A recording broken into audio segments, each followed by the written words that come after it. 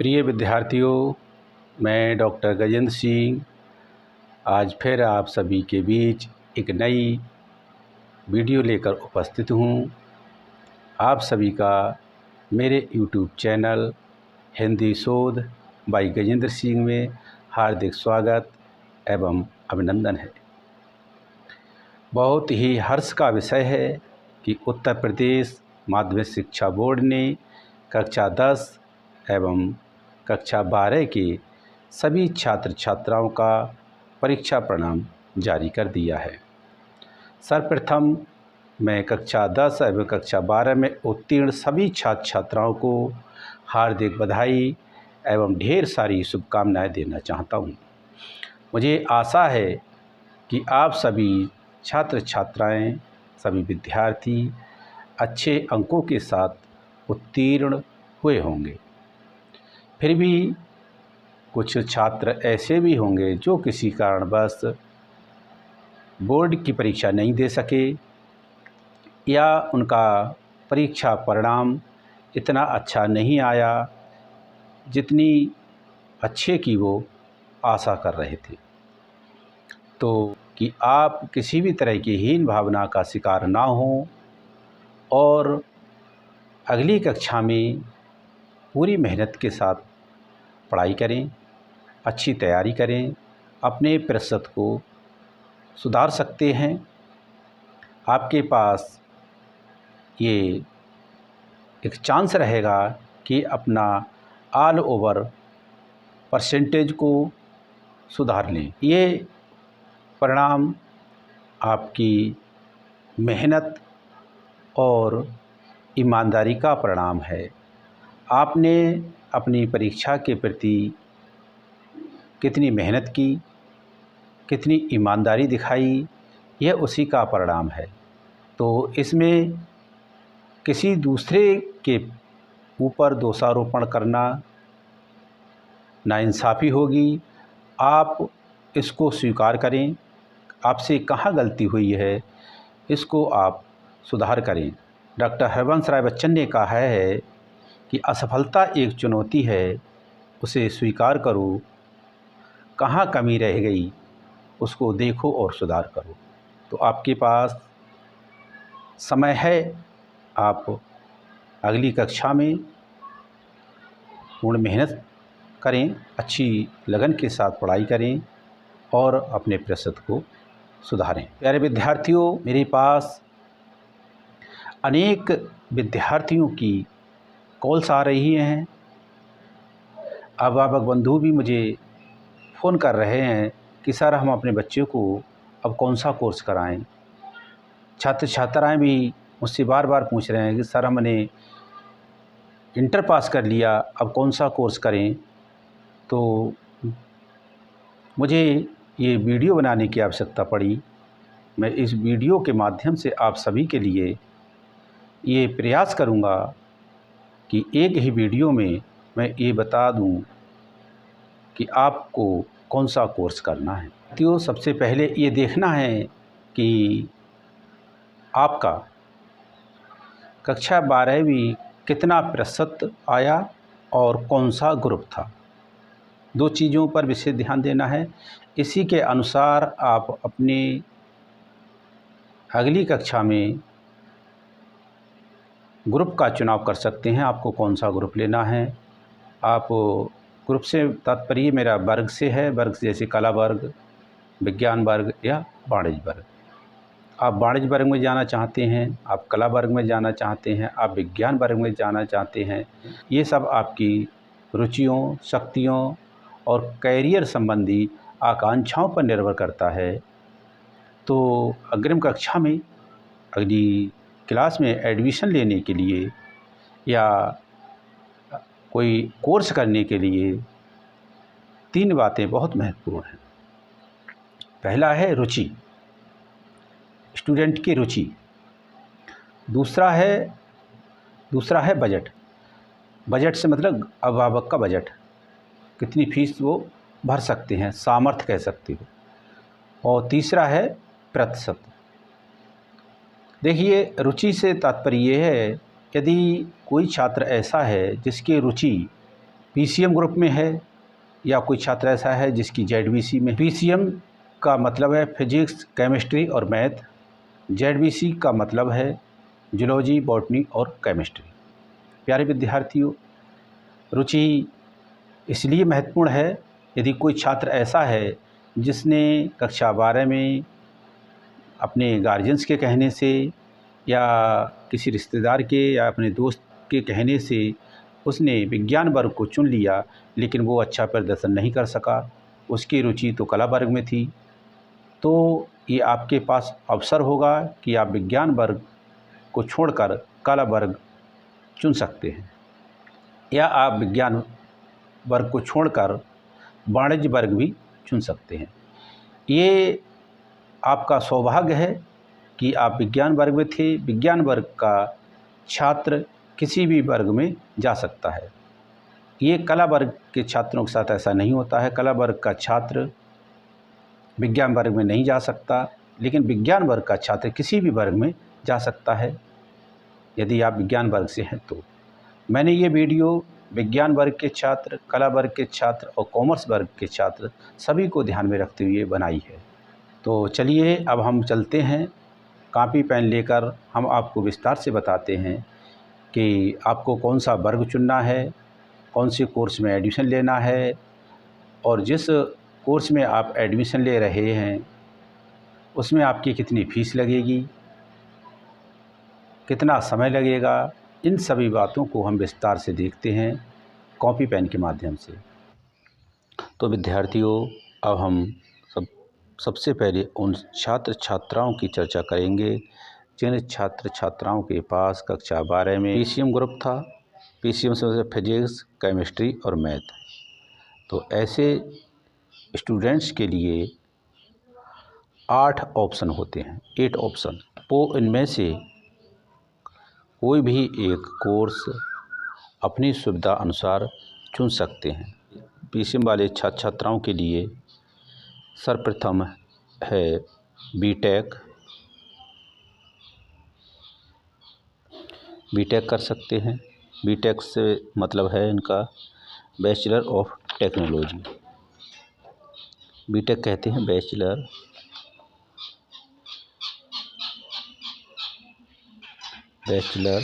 Of technology.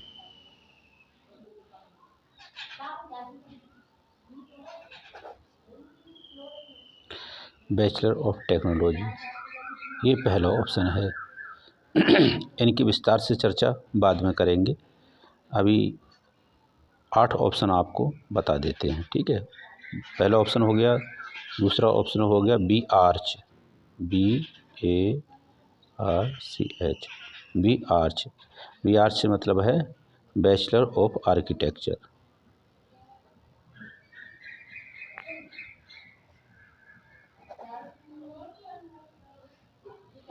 Bachelor of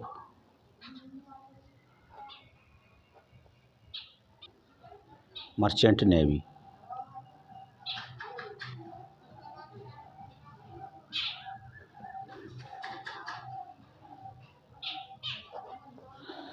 चौथा option है आपके पास कॉमर्शियल पायलट।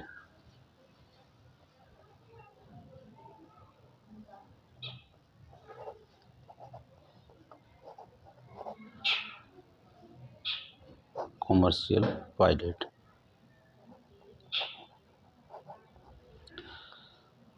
पांचवा ऑप्शन है आपके पास एनडीए।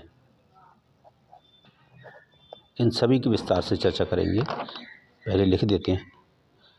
छठा ऑप्शन है आपके पास SCRA, ये एग्ज़ाम होता है, ठीक है, SCRA एग्ज़ाम। उसके बाद 7वां ऑप्शन है आपके पास नॉर्मल BSc कर सकते हैं आप, नॉर्मल BSc कर सकते हो, ठीक है। इसके बाद 8वां ऑप्शन है BA कर सकते हो या BCom कर सकते हो, ठीक है। इसकी अब हम विस्तार से चर्चा करते हैं। सर्वप्रथम लेते हैं हम बीटेक के लिए। देखिए बीटेक की बात करें,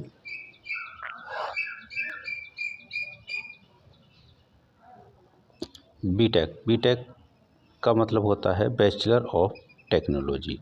यदि आप टेक्नोलॉजी में बैचलर डिग्री करना चाहते हैं या ग्रेजुएशन करना चाहते हैं तो आपके पास ये एक बेहतरीन ऑप्शन है, क्योंकि अभी आपने इंटर पास किया है तो आप बैचलर ऑफ टेक्नोलॉजी अर्थात बीटेक कर सकते हैं। ये पीसीएम के छात्र ही कर सकते हैं।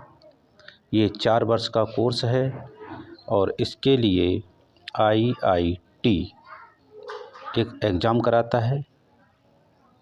स्टूडेंट के लिए ये आईआईटी का एग्ज़ाम क्वालिफ़ाई करना होता है और यदि वह इसको क्वालिफ़ाई कर लेता है तो अलग अलग कोर्सों में उसका नंबर आ सकता है, वो भी उसके रैंक के अकॉर्डिंग। यदि उसके रैंक ठीक ठाक है तो उसे कंप्यूटर साइंस एंड इंजीनियरिंग में अवसर मिल जाता है और सिविल इंजीनियर में या इलेक्ट्रॉनिक इंजीनियर में या बायोटेक्नोलॉजी में या ऑटोमोबाइल में या केमिकल में। देखिए, बीटेक करने के बाद आपकी रुचि कंप्यूटर में है तो आप कंप्यूटर साइंस एंड टेक्नोलॉजी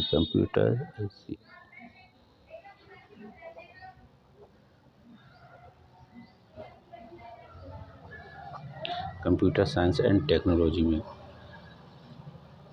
दूसरा है आपका सिविल इंजीनियर में, सिविल इंजीनियरिंग।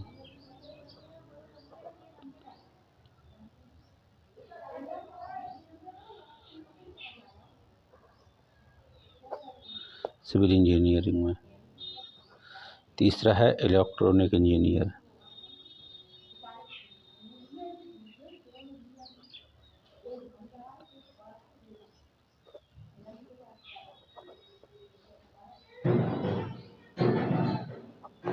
इलेक्ट्रॉनिक इंजीनियर में, बायोटेक्नोलॉजी इंजीनियर में।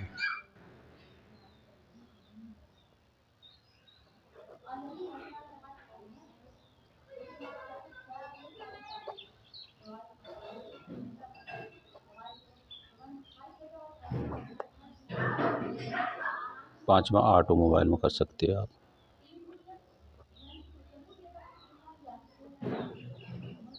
ऑटोमोबाइल में इंजीनियरिंग कर सकते हैं। छठा है केमिकल इंजीनियर। केमिकल इंजीनियरिंग, ये इन सभी में आप एडमिशन ले सकते हो बीटेक के साथ, आप यदि आईआईटी का एग्ज़ाम देते हो तो। देखिए, ये 4 साल का है। इसमें फ़ीस की बात करें तो फ़ीस आपकी 10 लाख से लेकर 20 लाख तक आपका खर्चा आता है। यदि आपके माता पिता इतना खर्चा उठाने में सक्षम हैं, वो आपको बीटेक करा सकते हैं, तो आप इसमें भी अपना भाग्य आजमा सकते हो। अगला कोर्स आपके लिए है बी आर्च से मतलब है बैचलर ऑफ आर्किटेक्चर। जिन छात्र छात्राओं की रुचि ड्राइंग एंड पेंटिंग में है, वह ड्राइंग पेंटिंग का शौक़ रखते हैं या स्केच करने का शौक़ रखते हैं, तो वह अपना कैरियर इसमें बना सकते हैं और बी आर्च का कोर्स कर सकते हैं। ये कोर्स 5 वर्ष का है, लेकिन कुछ कॉलेज वाले इस कोर्स में एडमिशन कक्षा 12 के अंकों के आधार पर भी ले लेते हैं। यदि आप इसमें अपना कैरियर बनाना चाहते हैं और आपके माता पिता लगभग 2 लाख रुपए से लेकर 5 लाख रुपए तक खर्चा करने में सक्षम हैं, तो आप बी आर्च कर सकते हैं। अगला है आपका मर्चेंट नेवी। हमने बताया ये तीसरा ऑप्शन है आपका मर्चेंट नेवी।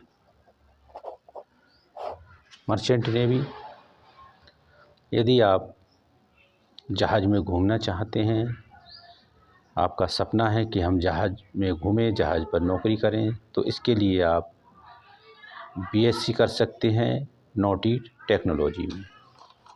इसमें आपको बीएससी करनी होगी। इसमें आपको नॉटिकल टेक्नोलॉजी में BSc nautical technology BSc nautical technology में करनी होगी। दूसरा ऑप्शन इसके लिए होता है आप 1 साल का डिप्लोमा भी कर सकते हैं। तो ये डिप्लोमा आपका naval architecture and ship building में होता है, और आप यदि ये 1 वर्ष का डिप्लोमा कर लेते हैं या बीएससी नॉटिकल टेक्नोलॉजी में कर लेते हैं, तो आपके पास ये अवसर होता है कि आप मर्चेंट नेवी में अपना करियर बना सकते हैं। और इसके अलावा एक ऑप्शन और होता है, आप बीटेक कर सकते हैं। बीटेक में आपका हमने बताया था आईआईटी एग्ज़ाम कराता है, उसके थ्रू भी आपका इसमें एडमिशन हो जाता है। तो आप चाहे बीएससी नॉटिकल्चर से टेक्नोलॉजी से कर लें, या एक होता है naval architecture ship and building, उसके ज़रिए भी आप इसमें एडमिशन ले सकते हैं मर्चेंट नेवी में। ठीक, आपके पास चौथा ऑप्शन है कॉमर्शियल पायलट का। यदि आप बीएससी एविएशन साइंस में करते हैं, तब आपके पास आप यदि बीएससी कर लेते हैं किसमें, एविएशन साइंस में, एवीटी एविएशन साइंस में यदि आप बीएससी कर लेते हैं तो आपको कॉमर्शियल पायलट बनने का एक सुनहरा मौका है। लेकिन इसमें यदि आपके माता पिता 15 लाख रुपए से लेकर 20 लाख रुपए तक खर्चा करने में सक्षम हैं, तो आप कॉमर्शियल पायलट में अपना करियर बना सकते हैं। इसके बाद आपके पास एक ऑप्शन है एनडीए एग्ज़ाम। 5वां ऑप्शन है आप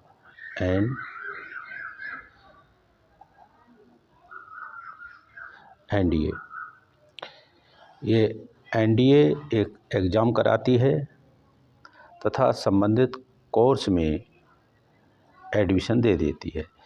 संबंधित कोर्स में जैसे आपको आर्मी में अगर जाना है तो आर्मी में, और नेवी में या एयरफोर्स में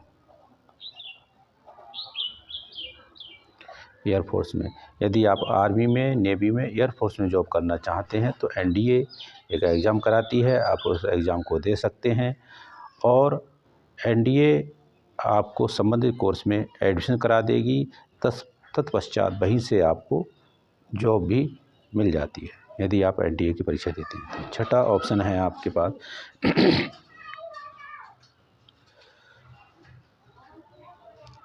एससीआरए।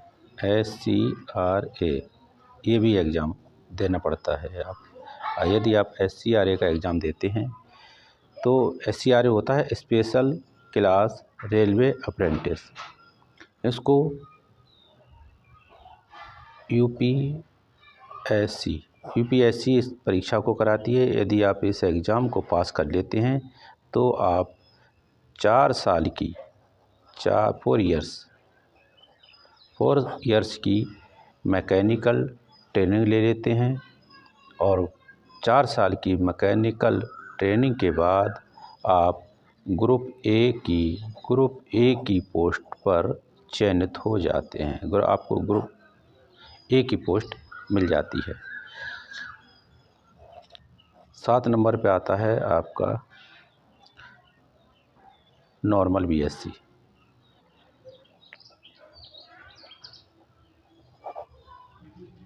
अगला है आपका नॉर्मल बीएससी। तो आप नॉर्मल बीएससी भी कर सकते हैं। नॉर्मल बीएससी से मतलब है आपका पीसीएम या जेडबीसी, physics, chemistry, math, zoology, botany और केमिस्ट्री।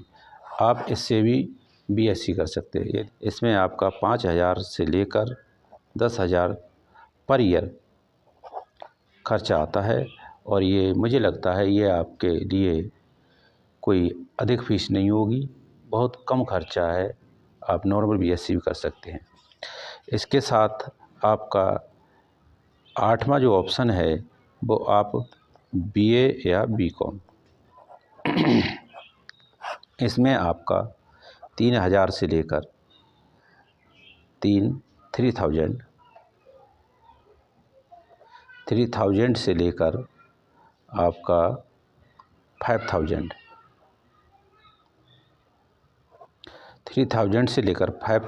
तक खर्चा आता है। और आप बीए भी कर सकते हैं, बीकॉम भी कर सकते हैं। मैंने वीडियो के स्टार्टिंग में ही बता दिया था कि जो छात्र विज्ञान वर्ग के हैं वह बीए भी कर सकते हैं और बीकॉम भी कर सकते हैं।